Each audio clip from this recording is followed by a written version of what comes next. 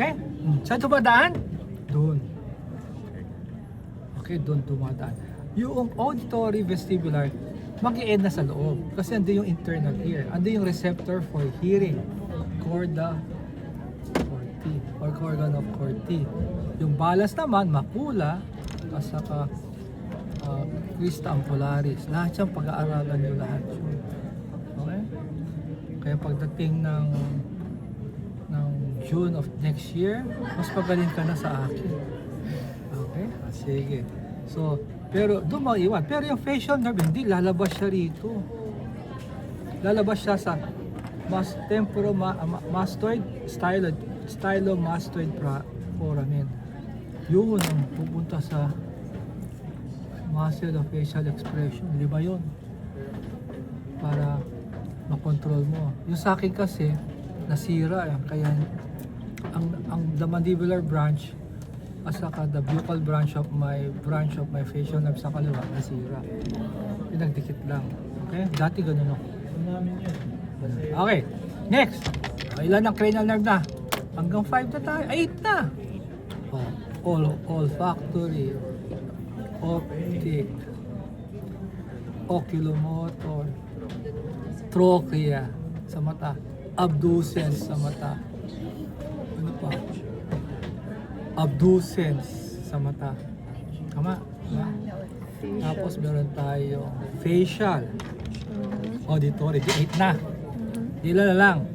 9, 10, 11, 12. O, 4 na lang, no? Yan nakita. Di ba makita mo dati? Ayan, kita mo yan? Dito muna ako, ha? Sige po. Mga anak, dito basit na butas. Basit lang. Ito dakil. Dakil. Basit. Yung basit yung kanina, 2. Basit, dakil. Basit, dakil. Ha? Internal auditory hiatus, ito po, jugular foramen.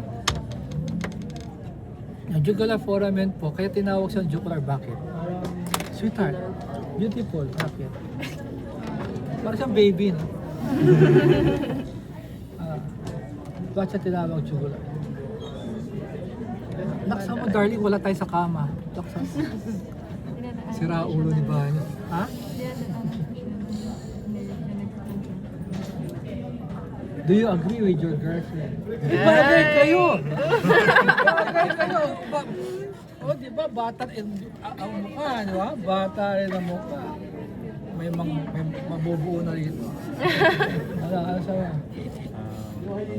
Alam mo kaya tinawag na jugular yun? Kasi dinaanan siya ng internal jugular vein. Internal jugular vein is one of the big vein that drains po our head and neck. Yan lang. Pera to. Next year. Sana ako? Ano pala si Music eh, nawala ang sarili ko. Jugular foramen. Jugular foramen po is the largest venous vessel that drains the head and neck. It goes down to be united by the jugular, either by the subclavian vein to form now the what you call that superior vena cava. Okay? Hindi pa, tama muna. Tama ba? Tapos superior vena cava. Hindi pa mo superior vena cava. Isa pa, inominate vein muna tapos superior vena cava. Okay? Ano? So dito, nakita yung butas sa malaki? Anong tawag na? Jugular? 3 cranial nerve ang dumadaan doon. Anong kulang na lang? 8. Magbilang ka! Ano, 8? 9, 8 10, na yun eh. 9, 10, huwag ka magkamali. Okay. Okay, so yung 8 glossopharyngeal, which is motor and sensory of daanan po ng hangin, daanan ng nilulunok natin, glossopharyngeal yun. Vagus is the longest of all. It can even reach up to the abdomen. The farthest structure that it can control is what we call the transverse colon. Hanggang doon, kontrolado niya lahat. Sa thorax, kontrolado niya yan. And it is a parasympathetic na. Okay? Ganun po siya kalahapa. That's the vagus nerve. And the last is hypoglossal for the shoulder. For the trapezius at saka elevator. Sternocleidomastoid. Motor yun. Kaya lang, sige, ganyan. So, pero hindi lang siya naggagaling talaga sa medulla oblongata. Galing din mga nucleus niya, galing din sa C1, C2, C3, C4, sa cervical. Umakit lang sila, dumikit. I-explain sa inyo yan. So, ano yung mga cranial nerve na dumadaan doon? 3. Glosso, facial, vagus, and hypoglossal. Okay, the last. 11 na yun. Ilan bang cranial nerve? 12. Okay, ito po. Ito muna. Ito si dakil, di ba? Maliit, dakil. Maliit ulit. Can you see that? Maliit, dakil, maliit ulit. Maliit, dakil, maliit ulit. Yung palit na yan, hypoglossal. Ano kanina? Glossopharyngeal. Spinal accessory. Ba't ako? Spinal accessory yung kanina, yung pang 11. Spinal accessory cranial nerve number 11. Mali ha? Burahin. Burahin mo dyan. Spinal accessory. Okay, yun yung paggalaw ng ganyan. Pero yung paggalaw po, yung pinakahuli na, hypoglossal canal. Bago mag-foramen magnum. So, kompleto na. Saan ginagamit yun? Ito, kaya gusto ko yan. Ito, tinan mo ako, Dr. Ba. Ginagalaw mo yung tang. Yung ano pinakamalaking muscle ng tao? Sweetheart, ano pinakamalaking muscle ng tao? Ang siya malaki? Wow, nakita mo na? Sira ulo si Bagay sa kanya. Ano pinaka-skeletal muscle, ha? Ha? Sarap hawakan, ano? Tama yun. Kaya lang, yung gluteus maximus, contract, relax. Contract, relax. Yung tang mo, pinaka-complex. Sige, ha? Ang daming action, ha? Okay? Bakit? Kasi the muscle itself, ang daming muscle fiber flow. Meron siyang longitudinal, meron siyang horizontal, meron siyang vertical. Because of the different flow of fiber skeletal muscle, it can form different movements of the tongue. Kaya nga sa palengke, pinakamasa per kilo, di ba? Lengua. Di ba pasin? Pinakamahal na muscle na mabibiro sa palengke, lengua. Okay. So those are the cranial nerves. Those are the cranial fossa. And you have seen where those particular cranial nerve pass through what foramen and what cranial nerves. Those are only small things kasi may marami ka pa dapat alamin sa loob. So at least you know already the bones, you know already the facial bone. You also familiarize with yourself with regards to cranial fossa and the different important foramen where the cranial nerve passes. Pero marami ka pa dapat aralin. And the last po is this one.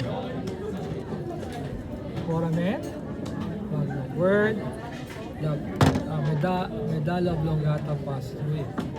And once the medulla oblongata goes beyond it, you now call that as the upper segment of the spinal cord. Okay? And from there, you go now to the vertebra. Now you will notice why God, if you are not a Christian, you are a Muslim, Allah, why God placed our brain and our spinal cord in a well-protected area of our body. And the well-protected area is in the skull and in the vertebral column. Kasi pagka na-injure nyo po ang mga neurons, hindi na siya nagmamitosis. Doon ka, Dr. Barney. Permanent pagka nag-CBA ka, sira yan, paralisado. Kaya pinoprotektahan po yan. Another important organs that we have to protect also are what? The heart. The The lungs. lungs. Now, if they will ask you which is more important to preserve, the neurons, the heart, or the lungs? Anong unang poprotektahan mo? Heart. Ha? Heart. Laksa mo, Ay. darling. Heart. The heart. Mapag-ibig siya. How about you? The handsome guy with the big muscle, ha? Sa bagay, ano, Ha? Neuron. Neuron. Okay. How about your girlfriend? Bagay kayo. kasi brain. Ano po?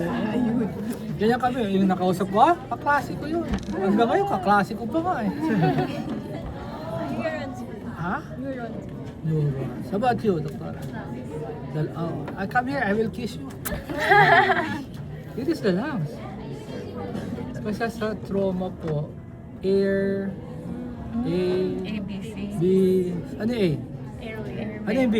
Breathing. O, kita mo, they belong in the same system. And what is that system? Respiratory. Kasi wala kang oxygen, you die. Breathe in, they say, yung mga kalokohan niya, sasabihin, mga sa bukas, sira ulo yun. May mga tricks yun. Usually, not beyond 15 or 18 minutes, you're dead. Okay? Yung ano, pwede pa yung circulation mo. Pero the first thing that you have to focus, give a good airway to your patient. Okay? Well, that's it. I think that is only a beginning, so you have to study hard. Okay? Thank you po, Doc. Ayoko yung ano yung iba kasi dati, nagpapakita ng enthusiasm sa anatomy sa unang buwan ng klase. Pagdating po ng 8 to 10 months later, pagdating ko rito, wala na estudyante, ako na lang nandito. Okay? Ayaw na nila kasi, na-dissect na yung cadaver, ang pantot na. Okay, kaya hindi sila hindi katulad yung time namin, we stay up to 7 p.m. to dissect. Wala akong, sasabi wala akong libro na anatomy. Pansky lang. Pero, ako ang nagda-dissect. Diba? Kasi kung dinadissect mo yan, nakikita mo, narahawakan mo. O, hanggang ngayon, nafe-feel ko pa yung paghawak ko sa cadaver ko noon. Diba? O. Kunyari, ikaw, ang yayabang. Tapos hindi naman na-aralin. Madaling makalimutan kasi pag picture lang. Madaling kalimutan pag libro lang. Okay. Parang artista.